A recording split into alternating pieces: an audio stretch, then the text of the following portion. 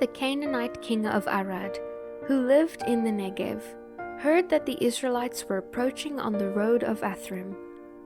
So he attacked the Israelites and took some of them as prisoners. Then the people of Israel made this vow to the Lord: "If you will help us conquer these people, we will completely destroy all their towns." The Lord heard their request and gave them victory over the Canaanites. The Israelites completely destroyed them and their towns, and the place has been called Hormah ever since. Then the people of Israel set out from Mount Hor, taking the road to the Red Sea, to go around the land of Edom. But the people grew impatient along the way, and they began to murmur against God and Moses. "Why have you brought us out of Egypt to die here in the wilderness?" they complained. "There is nothing to eat here and nothing to drink, and we hate this wretched manna." So the Lord sent poisonous snakes among them, and many of them were bitten and died. Then the people came to Moses and cried out, "We have sinned by speaking against the Lord and against you. Pray that the Lord will take away the snakes." So Moses prayed for the people. The Lord then told him, "Make a replica of a poisonous snake and attach it to the top of a pole. Those who are bitten will live if they simply look at it." So Moses made a snake out of bronze and attached it to the top of a pole. Whenever those who were bitten looked at the bronze snake, they were recovered. The Israelites traveled next to Oboth and camped there. Then they went on to Iye-Abarim in the wilderness of the eastern border of Moab. From there they traveled to the valley of Zered Brook and set up camp. Then they moved to the far side of the Arnon River in the wilderness, which is adjacent to the territory of the Amorites. The Arnon is the boundary line between the Moabites and the Amorites. For this reason, the book of the Wars of the Lord speaks of the town of Maheb in the area of Suphah, and the ravines and the Arnon River and its ravines, which extend as far as the settlement of Ar on the border of Moab. From there the Israelites traveled to Beer, which is the well where the Lord said to Moses, "Assemble the people, and I will give them water." There the Israelites sang the song, "Spring up, O well, yes, sing about it. Sing of this well, which Prince dug, which great leaders hollowed out with their scepters and staffs." Then the Israelites left the wilderness and proceeded on through Mattanah, Nahaliel, and Bamoth. Then they went to the valley in Moab, where Pisgah Peak overlooks the wasteland. The Israelites now sent ambassadors to King Sihon and the Amorites with this message: "Let us travel through your land. We will stay on the king's road until we have crossed your territory. We will not trample your fields or touch your vineyards or drink your well water." But King Sihon refused to let them cross his land. Instead, he mobilized his entire army and attacked Israel in the wilderness, engaging them in battle at Zahaz. But the Israelites slaughtered them and occupied their land from the Arnon River to the Jabbok River. They went only as far as the Ammonite border because the boundary of the Ammonites was fortified. So Israel captured all the towns of the Amorites and settled in them, including the city of Heshbon and its surrounding villages. Heshbon had been the capital of King Sihon of the Amorites. He had conquered a former Moabite king and seized all his land as far as the Arnon River.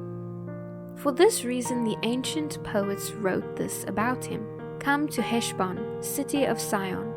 May it be restored and rebuilt. A fire flamed forth from Heshbon, a blaze from the city of Sion. It burned the city of Ar in Moab. It destroyed the rulers of Arnon Heights. Your destruction is certain, O people of Moab. You are finished, O worshippers of Shemosh.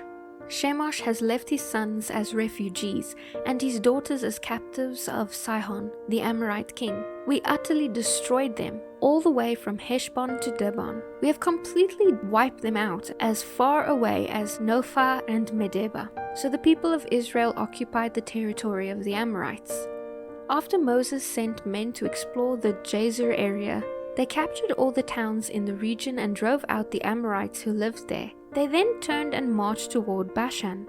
But King Og of Bashan and all his people attacked them at Edrei. The Lord said to Moses, "Do not be afraid of him, for I have given you victory over Og and his entire army, giving you all his land. You will do the same to him as you did to King Sihon of the Amorites, who ruled the Heshbon. And Israel was victorious and killed King Og, his sons and his subjects.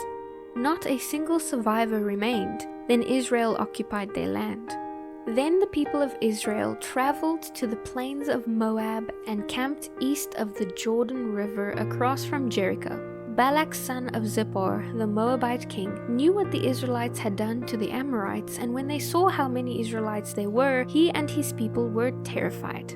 The king of Moab said to the leaders of Midian, "This mob will devour everything in sight like an ox devours grass." So Balak, king of Moab, sent messengers to Balaam, son of Beor, who was living in his native land of Pethor, near the Euphrates River. He sent this message to request that Balaam come help them. "As vast horder of people has arrived from Egypt, they cover the face of the earth and are threatening me. Please come and curse them for me, because they are so numerous. Then perhaps I will be able to conquer them and drive them from the land. I know that blessing fall on the people you bless. I also know that the people you curse are doomed." Balak's messengers, officials of Moab and Midian, set out and took money with them to pay Balaam's to curse Israel. They went to Balaam and urgently explained to him what Balak wanted. "Stay here overnight," Balaam said. "In the morning I will tell you whatever the Lord directs me to say." So the officials of Moab stayed there with Balaam. That night God came to Balaam and asked him, "Who are these men with you?" So Balaam said to God, "Balak son of Zippor, king of Moab, has sent me this message. A vast horde of people have come from Egypt and has spread out over the whole land. Come at once to curse them. Perhaps then I will be able to conquer them and drive them from the land." "Do not go with them," God told Balaam. "You are not to curse these people, for I have blessed them." The next morning Balaam got up and took Balak's officials. "Go on home, the Lord will not let me go with you." So the Moabite officials returned to the king Balak and reported, "Balaam refused to come with us." Then Balak tried again. This time he sent a larger number of even more distinguished officials than those he had sent the first time. They went to Balaam and gave him this message. "This is what Balak son of Zippor says. Please don't let anything stop you from coming. I will pay you well and do anything you ask of me. Just come and curse these people for me." But Balaam answered them, "Even if Balak were to give me a palace filled with silver and gold, I would be powerless to do anything against the will of the Lord my God. But stay here one more night to see if the Lord has anything else to say to me." That night God came to Balaam and told him, "Since these men have come for you, get up and go with them, but be sure to do only what I tell you to do." So the next morning Balaam saddled his donkey and started off with the Moabite officials. But God was furious that Balaam was going, so he sent the angel of the Lord to stand in the road to block his way. As Balaam and 2 servants were riding along, Balaam's donkey suddenly saw the angel of the Lord standing in the road with a drawn sword in his hand. The donkey bolted off the road into a field, but Balaam beat it and turned it back onto the road. Then the angel of the Lord stood at a place where the road narrowed between 2 vineyard walls. When the donkey saw the angel of the Lord standing there, it tried to squeeze by and crushed Balaam's foot against the wall. So Balaam beat the donkey again. Then the angel of the Lord moved farther down the road and stood in a place so narrow that the donkey could not get by at all. This time, when the donkey saw the angel, it lay down under Balaam. In a fit of rage, Balaam beat it again with his staff. Then the Lord caused the donkey to speak. "What have I done to you that deserves your beating me these 3 times?" it asked Balaam. "Because you have made me look like a fool," Balaam shouted. "If I had a sword with me, I would kill you. But I am the same donkey you always ride on," the donkey answered. "Have I ever done anything like this before?" "No," he admitted. Then the Lord opened Balaam's eyes, and he saw the angel of the Lord standing in the roadway with a drawn sword in his hand. Balaam fell face down on the ground before him. "Why did you beat your donkey those 3 times?" the angel of the Lord demanded. "I have come to block your way because you are stubbornly resisting me.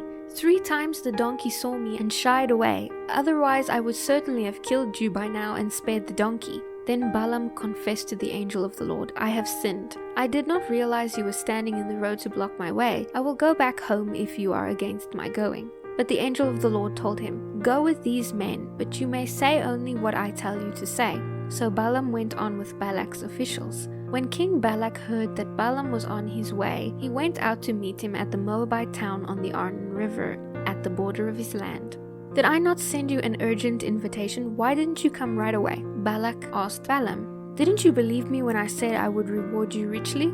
Balaam replied, "I have come, but I have no power to say just anything. I will speak only the messages that God gives me." Then Balaam accompanied Balak to Kiriath-Huzoth, where the king sacrificed cattle and sheep. He sent portions of the meat to Balaam and the officials who were with him. The next morning Balak took Balaam up the Bamoth Baal. From there he could see the people of Israel spread out below him.